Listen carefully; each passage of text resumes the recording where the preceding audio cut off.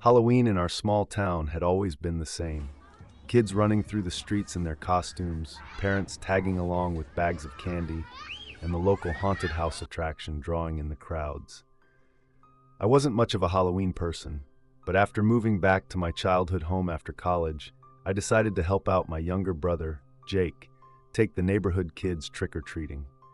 Jake was 12, just young enough to still enjoy the thrill of dressing up and collecting as much candy as possible. He dressed as a zombie football player, his face painted a sickly green with fake blood dripping from his forehead. It was a basic costume, but Jake loved it. I didn't put much effort into my appearance. A simple hoodie and jeans were enough for me. I was just there to chaperone. It was around 7:30 p.m. when we started. The streets were packed with kids and the occasional teenager pulling pranks. A cool October breeze made the fallen leaves swirl around our feet. The usual chatter and laughter filled the air, and everything felt normal. Just another Halloween night in suburbia. But then I noticed something strange. As we went from house to house, there was one guy who seemed to be following us. He wasn't with any kids, and he wasn't trick-or-treating. He was just there, lingering at the edge of the crowds, wearing a costume that sent chills down my spine. His outfit was disturbingly simple, just a plain black cloak with a mask. But it wasn't like the typical scream masks or cheap plastic ones you'd find in stores. This mask looked old, almost handmade, with cracked white porcelain and hollow black eyes that seemed to follow you no matter where you moved. At first, I thought he was just some older teenager trying to scare people, but as we moved from block to block, he stayed in the background watching. He never approached anyone, didn't ask for candy, didn't say a word, just watched. Jake didn't seem to notice, too caught up in collecting as much candy as possible. But I couldn't shake the feeling of unease. I kept turning my head to check if he was still there, and every time he was. After about an hour, we reached the edge of the neighborhood where the houses were more spread out. The trick-or-treaters had thinned out, and the streetlights cast long, eerie shadows. I glanced back again, expecting to see him lingering at the edge of the crowd, but this time he was gone. Relief washed over me. Maybe he'd just gotten bored and moved on, I thought. Jake, oblivious to my growing paranoia, was focused on the next house, a big two-story home known for giving out full-size candy bars. We walked up the long driveway, and I stayed a few paces behind. Jake knocked on the door, and a middle-aged woman answered, handing him a couple of chocolate bars with a smile. I glanced around, still feeling unsettled, but didn't see anything unusual, until we started walking back. Jake stopped suddenly, looking confused.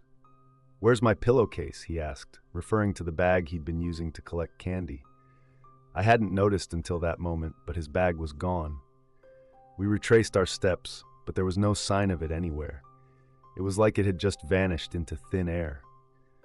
I felt a sudden chill run down my spine, and that's when I saw him again. The man in the black cloak and mask, standing at the end of the driveway, holding Jake's pillowcase of candy. He didn't move, didn't speak. He just stood there, staring at us through those hollow black eyes. Before I could react, Jake started toward him. "Hey, that's my bag!" he yelled, clearly more concerned with his candy than the unsettling figure holding it. But something told me not to let him get too close. I grabbed his arm and yanked him back. The masked man took a slow step forward, then another. He wasn't running, wasn't lunging, just slowly, deliberately walking toward us. His movements were almost unnatural, as if he was gliding rather than walking. Without thinking, I turned and started pulling Jake back down the driveway. My heart was pounding in my chest, and I could feel the panic setting in. "Let's go, now," I hissed, not wanting to scare Jake, but feeling a deep, primal fear taking over. We rushed down the street, past the other houses, past the other trick-or-treaters who seemed oblivious to the growing terror that had seized me. I didn't dare look back until we were nearly home. When I finally did, he was gone again. I tried to shake it off as just some weirdo messing with us, but something about that man, about the way he moved, the way he watched, felt deeply wrong. But this was only the beginning. I didn't mention the encounter to Jake after we got home. I didn't want to freak him out over what was probably just some creep playing pranks. We dumped out the candy he managed to collect into a new pillowcase, and I told him to stay inside while I locked up the house. But as the night went on, I couldn't stop thinking about that masked man. His hollow, empty eyes were burned into my memory. I tried telling myself it was just some elaborate Halloween stunt, probably some teenager trying to scare people for fun. Yet something about it felt off, like he wasn't just playing a part. It felt like he was that mask, that black cloak. His presence was something unnatural. Around 10 p.m., the doorbell rang. I had forgotten about the trick-or-treaters, figuring most of them would be heading home by now. I opened the door to find a couple of kids in costume, and I handed them some of the leftover candy from Jake's stash. But as I turned to shut the door, I saw him again. Across the street, in the dark shadow between two houses, stood the same masked figure. The porcelain mask seemed to glow faintly in the moonlight, and the black cloak blended into the darkness around him. He didn't move, didn't approach the door. He just stood there watching. I slammed the door shut, locking it tight. My hands were trembling as I reached for my phone.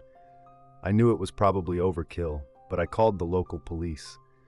I didn't want to sound hysterical, so I told them there was a strange man hanging around our neighborhood, acting suspiciously. They said they'd send someone to check it out. For a while, things seemed to calm down. I stayed in the living room, keeping an eye on the front window while Jake played video games upstairs. I didn't see the man again, and a patrol car even drove through the neighborhood, shining their spotlight around. I thought maybe it was over, that he had moved on to some other unsuspecting group of trick-or-treaters. But around midnight, just as I was starting to relax, the sound of something tapping against the window made my heart stop. Tap, tap, tap. I slowly walked toward the window, not wanting to believe what I already knew. Pulling the curtain back just an inch, I peeked outside, and there he was. Standing directly in front of my house, the man in the cloak and mask was closer than ever before. He wasn't at the end of the street anymore. He was right outside. His face, or what was beneath that cracked porcelain mask, was pointed directly at the window, as if he could see me through the curtain. The tapping continued, deliberate and unnerving, as he slowly raised his hand to knock on the window. My heart raced. He was toying with me, trying to get a reaction. I stepped back, shaking, wondering if I should wake Jake and get out of the house. But then it got worse. I heard the sound of the back door creaking open. My stomach dropped. I rushed toward the back of the house, every nerve on edge. The door was unlocked, slightly ajar. Had I forgotten to lock it after we came back inside? No, I knew I had locked it. That's when I realized he wasn't outside anymore. He was inside the house. I slammed the door shut and locked it, trying to think clearly. The air was thick with dread as I listened for any sign of movement inside the house. The ticking of the clock on the wall seemed louder than ever. My breathing felt too loud, too heavy, as if it might give me away. I had to get Jake. I tiptoed up the stairs, every creak of the floorboards sending jolts of fear through me. When I reached his room, I found him fast asleep, completely unaware of the nightmare unfolding downstairs. For a brief moment, I envied his blissful ignorance. I shook him gently. "Jake, we have to go. Now." He groaned, half asleep. "Why? What's going on?" "There's someone in the house," I whispered, my voice trembling. That woke him up. His eyes went wide with fear, and he threw off his blankets without hesitation. I grabbed his hand and led him toward the stairs, but the instant we stepped out of his room, I heard it. A slow, deliberate creak from downstairs. He was moving around. Inside the house, my mind was racing. We couldn't go down. He could be anywhere. I didn't have time to think. We just had to hide. I led Jake back to his room, into the closet. We shut the door, and I pulled him close, holding my breath as the sound of footsteps echoed from downstairs. They were slow, purposeful, as if the intruder knew exactly where we were, but was taking his time. I could feel Jake trembling beside me, but he didn't make a sound. The closet was suffocatingly small, and the air felt thick with terror. Suddenly, the footsteps stopped. Silence. I strained to listen, trying to figure out where he was. Had he left? Was he waiting downstairs? My heart pounded in my ears, and just when I thought I might hear nothing more, the floor creaked again. This time, it was upstairs. The creaking footsteps upstairs felt impossibly loud in the dead silence of the house. Every step echoed through the walls, a slow and deliberate sound that grew closer to Jake's room. My heart pounded in my chest, and I could feel Jake shaking beside me. I pressed my hand over Jake's mouth, silently pleading with him to stay still and quiet. The closet was too small, too suffocating, and every breath felt too loud.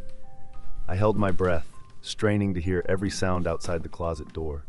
The footsteps stopped again, right outside Jake's room. I squeezed my eyes shut, hoping, praying that he wouldn't come any closer. For what felt like an eternity, there was nothing but silence.